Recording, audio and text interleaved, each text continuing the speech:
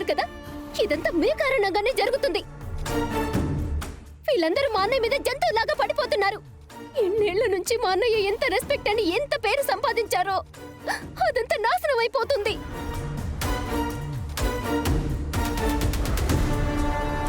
అలా ఏమీ జరగదు ఉన్నతి. అలా నేనేమీ జరగనివ్వను. రేఖ, రేఖ వద్దు, నువ్వు బయటికి వెళ్ళొద్దు. బయట చాలా ప్రమాదం. వాళ్ళందరూ చాలా కోపంగా ఉన్నారమ్మా. నువ్వు ఇప్పుడు అక్కడికి వెళ్ళొద్దు.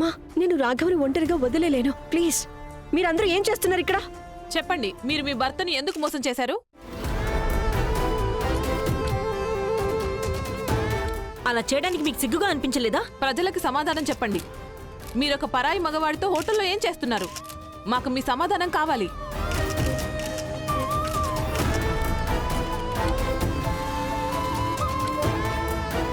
అసలు ఏం చేస్తున్నారు?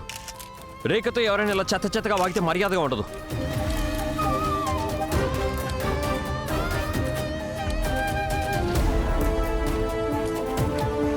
మీరు నా మీద కూడా ఇలాంటి నిందలే మోపారు. నా కన్స్ట్రక్షన్ కంపెనీ బిల్డింగ్ పడిపోయినప్పుడు అప్పుడు నేను మీ అందరి మీద పరువు నష్టం కేసు కూడా వేయలేదు. కానీ ఎవరైనా రేఖ పరువు తీయాలని చూస్తే మాత్రం నేను ఎవరిని సహించను. మీరందరూ అందుకు మూల్యం చెల్లించాల్సి వస్తుంది. ఇప్పుడే చెప్తున్నాను.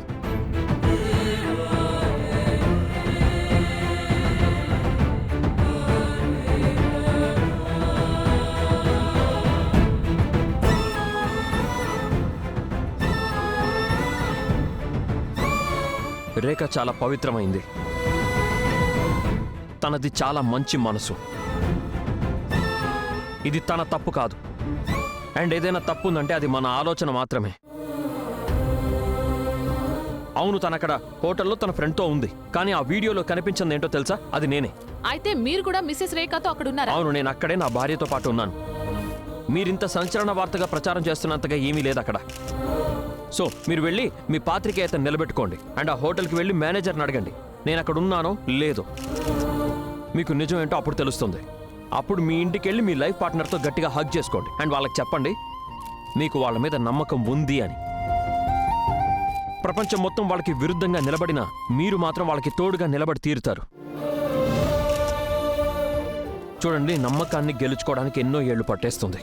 కానీ పోగొట్టుకోవడానికి ఒక్క క్షణం చాలంతే.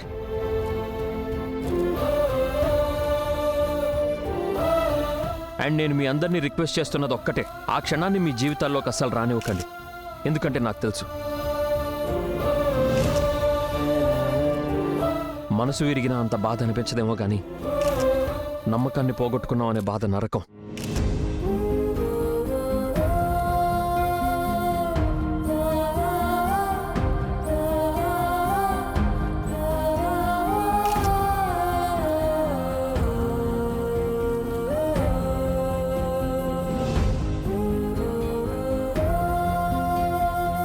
వెళ్దామా?